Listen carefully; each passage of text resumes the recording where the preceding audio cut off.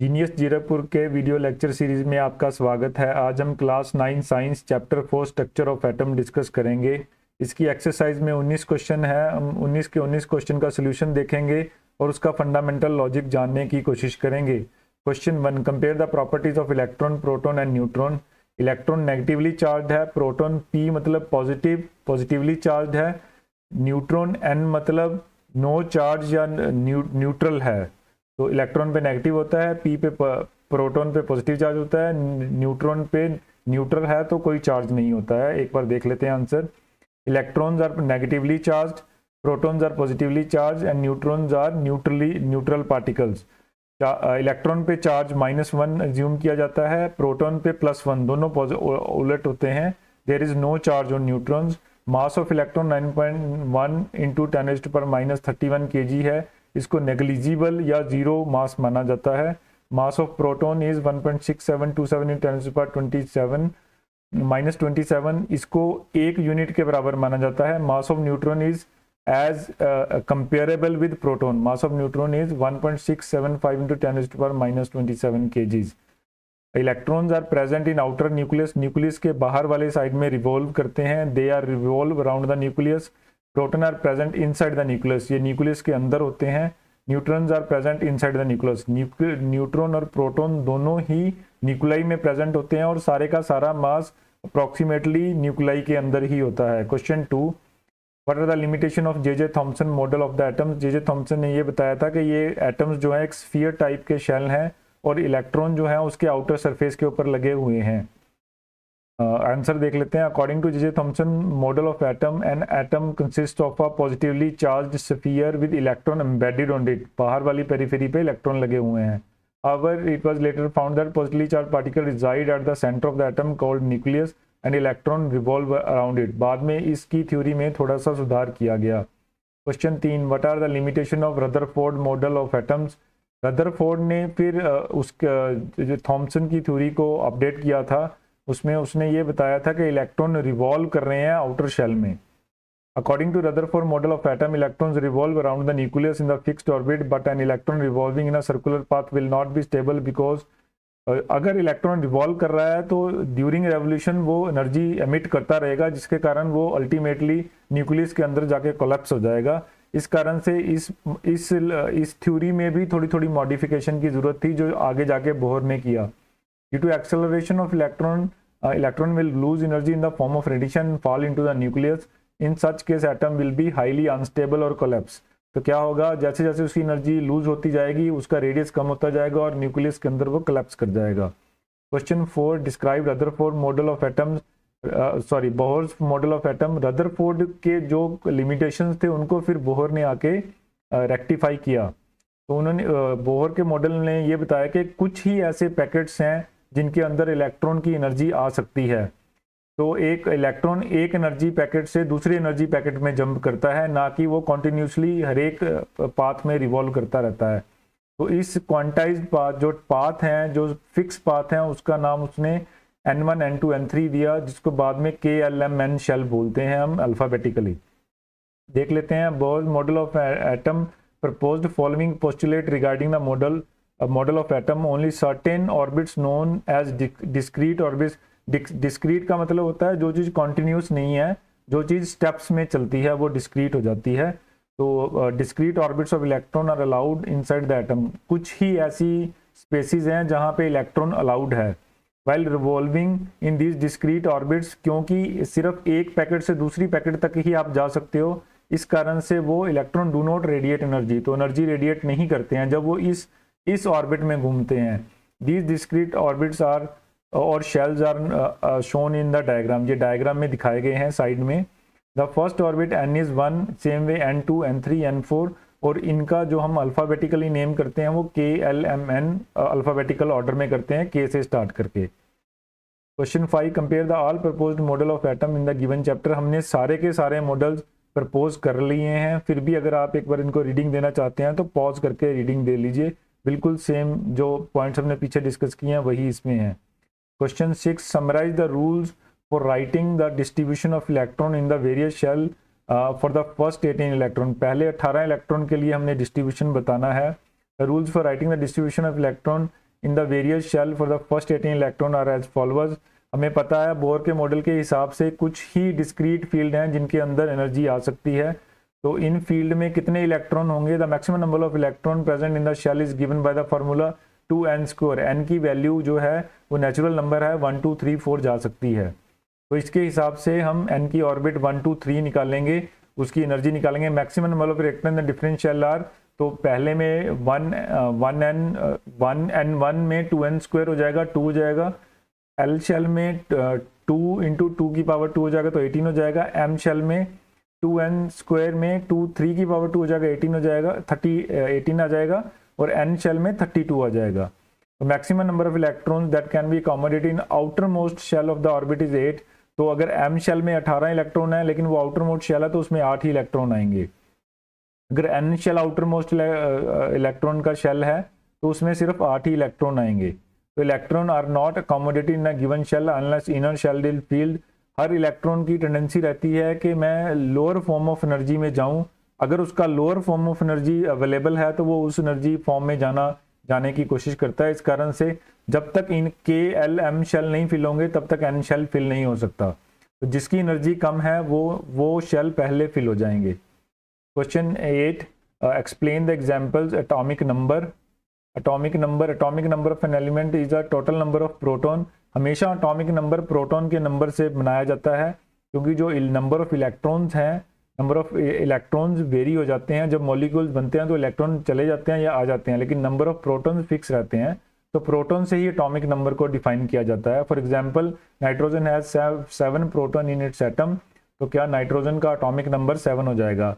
Mass number जो है number of proton plus number of neutrons हो जाएगा टोटल मास, क्योंकि प्रोटॉन और न्यूट्रॉन का ही मास होता है, इलेक्ट्रॉन का लगभग नेग्लिजिबल मास होता है। तो mass number of an element is sum of the number of proton neutron present in the atom of the element. For example, the atom of a boron has 5 proton and 6 neutron, तो 6 + 5 11 हो जाएगा। The mass number of boron is 11. Isotopes क्या होते हैं? They are the atoms of the same element have a same atomic number but different mass number। तो अगर atomic number same है तो mass different कैसे होगा? number of neutron change हो जाएगा। जैसे ये example है C612 और C614 में 6 number of neutrons 6 number of protons हैं, लेकिन number of neutrons 6 और 8 हैं। चलिए इसके यूजेस क्या है आइसोटॉप्स के। आइसोटॉप यूरेनियम का आइसोटॉप न्यूक्लियर रिएक्टर में यूज होता है, और गोपाल का आइसोटॉप जो है वो कैंसर ट्रीटमेंट के लिए रेज बनाने के लिए यूज किया जाता है।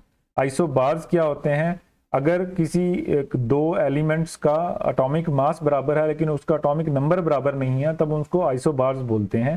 दे are the atoms of different elements having the same number but a different atomic number. For example, calcium atomic number is 20, argon atomic number is 18.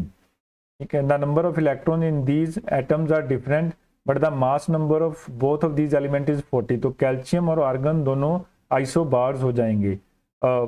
Normal use application के point of view से isotopes ज़्यादा important होते हैं rather than isobars. Question 9, Na+ sodium के ऊपर plus charge है, has completely filled K and L shell, explain. Plus charge का मतलब है कि वो अपना एक इलेक्ट्रॉन लूज कर गया है, उसमें वो इलेक्ट्रॉन डेफिशिएंट है, तो एक इलेक्ट्रॉन लूज करने के कारण उसमें प्लस चार्ज आ गया है। अगर 2 इलेक्ट्रॉन लूज करता है तो हम +2 लिखते हैं या ++ लिखते हैं, तो इसमें एक ही इलेक्ट्रॉन लूज किया है। अब हम इसका स्ट्रक्चर देखते हैं। Na एज एटॉमिक नंबर 11, इसका 11 नंबर है, एक लूज कर दिया है तो उसमें 10 इलेक्ट्रॉन है। तो इस इलेक्ट्रॉनिक कॉन्फ़िगरेशन क्या हो जाएगी? 281। फर्स्ट शेल में 2 ही आ सकते हैं K में, L शेल में 8 ही आ सकते हैं, 8 आ गए। तो M शेल में 1 इलेक्ट्रॉन है, तो M शेल वाला 1 इलेक्ट्रॉन इसने निकाल दिया है, वो छोड़ दिया है। When it is give away the outer most shell single electron it changes to Na+, तो 2 और 8 दोनों कंप्लीटली फिल्ड शेल हो गए। जब आप configuration indicates completely filled K and L shells.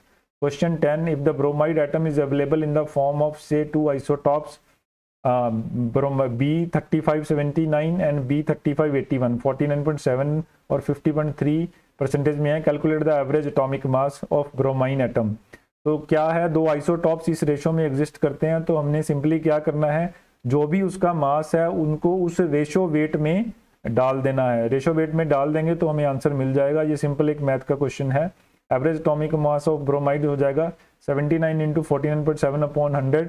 तो ये उसका वेट हो गया जिस मास में जितने परसेंटेज में रहता है, और 81 इंटू 50.3/100 ये उसका वेट मास हो गया। अब इसको कैलकुलेट कर लेंगे तो 80 यूनिट इसका एटॉमिक मास हो जाएगा। तो नॉर्मल अगर हमें कोई ब्रोमाइन का एटम मिलता है तो हम उसका 80 मास यूज करेंगे, जबकि वो 2 आइसोटॉप्स के फॉर्म में एग्जिस्ट करता है।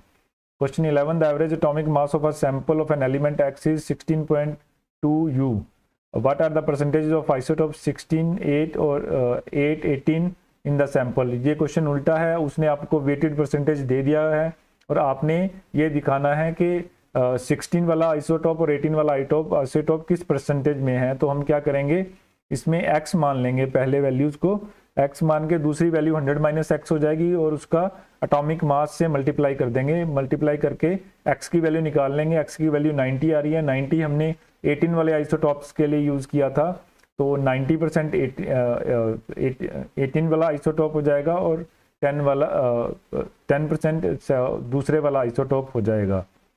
Question 12, if Z is 3 what would be the valency of the element. अब देखिए K और L शेल फिल होंगे। K में 2 ही इलेक्ट्रॉन आते हैं तो 2 K में चले जाएंगे और 1 इलेक्ट्रॉन चला जाएगा L शेल में। तो इस एलिमेंट की टेंडेंसी होगी कि मैं एक इलेक्ट्रॉन लूज करके अपनी कंप्लीटली फिल्ड पोजीशन बना लूं, तो इसकी वैलेंसी 1 हो जाएगी। चलिए देखते हैं। Z is 3, we mean that atomic number of the element is 3, its electronic configuration is 2,1, hence the valency of the element is 1, since outermost shell has only 1 electron, therefore it has a valency of 1. therefore जो Z 3 atomic number है वो lithium का होता है। Question 13, composition of a nuclei of a 2 atomic species X and Y are given as under. तो proton 6 हैं, neutron 6 और 8 हैं। इसका मतलब ये आइसोटोप है, क्योंकि एटॉमिक नंबर सेम है लेकिन एटॉमिक मास अलग अलग है।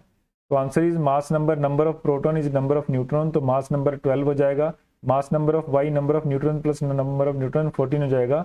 तो the 2 atomic species X and Y are same atomic number but different mass number, तो इसका मतलब ये दोनों आइसोटोप हैं। Question 14, for the following statement write the true or false. True or false बताना है। पहला, J.J. Thomson propose the nucleus of the atom contains only nucleons. तो J.J. थॉमसन ने ये प्रपोज नहीं किया था, तो ये फॉल्स है। P particles are neutron is formed by electron and proton combining together, therefore it is neutral। ये भी false है क्योंकि न्यूट्रॉन अलग से एक एंटिटी है। The mass of electron is 1/2000 times of the proton। इसीलिए इतना कम मास होने के कारण ही इलेक्ट्रॉन को हम नेग्लिजिबल मास मानते हैं और प्रोटॉन को 1 यूनिट मास मानते हैं, तो ये ट्रू है। Next is isotope iodine is used for making tincture iodine which is used as a medicine. इसको आपके लिए यूज किया जाता है वाउंड्स वगैरह पे लगाने के लिए, तो ये ट्रू है। Question 15, pick the tick against the correct choice and cross against the wrong choice in the following. Rutherford alpha particle scattering experiment was responsible for discovery of. इसकी डिस्कवरी से हमें एटॉमिक न्यूक्लियस का पता लग गया था कि एटॉमिक न्यूक्लियस सेंटर में है और वो पॉजिटिवली चार्ज है और वो बहुत छोटा पार्ट है पूरे एटम का। तो this discovery was responsible for discovery of atomic nucleus. तो इलेक्ट्रॉन, प्रोटॉन और न्यूट्रॉन इससे नहीं बने थे। क्वेश्चन 16, हमें टिक करना है correct answer. The isotope an element है, जो भी आइसोटोप होता है तो उसमें डिफरेंट नंबर ऑफ न्यूट्रॉन्स होते हैं लेकिन नंबर ऑफ प्रोटॉन्स सेम होते हैं। तो इसमें आइसोटोप ऑफ एन एलिमेंट है, सी पार्ट हो जाएगा, डिफरेंट नंबर ऑफ न्यूट्रॉन्स, लेकिन नंबर ऑफ जो प्रोटॉन होता है वो सेम होता है। क्वेश्चन 17 पे चलते हैं। Put a tick against the correct choice. Same है question. Number of valence electron in Cl plus minus is equal to. अब देखिए वैलेंस इलेक्ट्रॉन वो इलेक्ट्रॉन होते हैं जो आउटर शेल में पाए जाते हैं। क्लोरीन का एटॉमिक नंबर 17 है, तो 287 इसका कॉन्फ़िगरेशन हो गया। 287, 2K में, 8L में और 7M में। लेकिन 7 के साथ इसने माइनस चार्ज भी एक्वायर कर लिया है, मतलब इसने 1 इलेक्ट्रॉन ले लिया है। तो 7 + 1 8, तो आउटर शेल में 8 इलेक्ट्रॉन्स हैं, तो बी पार्ट इसका आंसर हो जाएगा। 18 पे चलते हैं। Which one of the following is the correct electronic configuration of sodium. Sodium हमने पहले भी डिस्कस किया है। जब हमने सोडियम डिस्कस किया था तो हमें पता है सोडियम का जो एटॉमिक नंबर है वो 11 है। तो 11 K शेल में 2, L शेल में 8 आ जाएगा और 1 इलेक्ट्रॉन बचा जो M शेल में जाएगा। तो 281 इसका करेक्ट कॉन्फ़िगरेशन हो जाएगा। जब भी आउटर शेल भर रहा है तो इनर शेल फुली फिल्ड होना चाहिए, तभी आउटर शेल भर सकता है। इस कारण से जो सी पार्ट है 218 वो गलत हो जाएगा, क्योंकि एल जो है, एल शेल में अभी 8 इलेक्ट्रॉन पूरे नहीं हुए हैं, तो बाहर के शेल में इलेक्ट्रॉन नहीं आएगा। क्वेश्चन 19 में चलते हैं। Complete the following table. देखिए ये एटॉमिक नंबर, मास नंबर और number of neutron first 3 column में है। तो एटॉमिक नंबर जो है वो नंबर ऑफ प्रोटॉन्स और नंबर ऑफ इलेक्ट्रॉन दोनों के बराबर होता है अगर एलिमेंट है, अगर उस पर कोई चार्ज नहीं है। अगर उस पर कोई चार्ज है तो ये नंबर डिफरेंट हो जाएगा। अदरवाइज मास नंबर हमेशा ही atomic number plus number of neutron के बराबर रहेगा। तो बीच वाला कॉलम हम आराम से भर सकते हैं। ये देखिए फर्स्ट लाइन में देखते हैं, 9 + 10 19 हो जाएगा, 19 मास नंबर हो जाएगा। अगर एटॉमिक नंबर 9 है तो नंबर ऑफ प्रोटॉन भी 9 होंगे, तो एटॉमिक नंबर और नंबर ऑफ प्रोटॉन हमेशा बराबर रहेंगे। अगर उस पर कोई चार्ज नहीं आ रहा तो नंबर ऑफ इलेक्ट्रॉन भी सेम रहेंगे। लास्ट वाले कॉलम में अगर आप देखेंगे एटॉमिक नंबर 1 है लेकिन नंबर ऑफ इलेक्ट्रॉन कोई नहीं है, 0 बताया है, इसका मतलब ये इसने एक चार्ज एक्वायर कर लिया है, तो ये आयन हो जाएगा, ये फिर एलिमेंट नहीं रहेगा। तो ये एक एटॉमिक नंबर हाइड्रोजन का होता है, तो ये हाइड्रोजन आयन हो जाएगा। चलिए 19 के 19 question class 9 science chapter 4 structure of atoms के हमने डिस्कस कर लिए हैं। हमने इसका फंडामेंटल डिटेल में डिस्कस कर लिया है। आई होप इसके बाद आपको कोई डाउट नहीं होगा। अगर फिर भी आपको कोई डाउट है तो आप हमें कमेंट सेक्शन में डाल सकते हैं, हम उसका जल्दी से जल्दी जवाब देने की कोशिश करेंगे। आपका हमारी वीडियो सुनने के लिए बहुत बहुत धन्यवाद।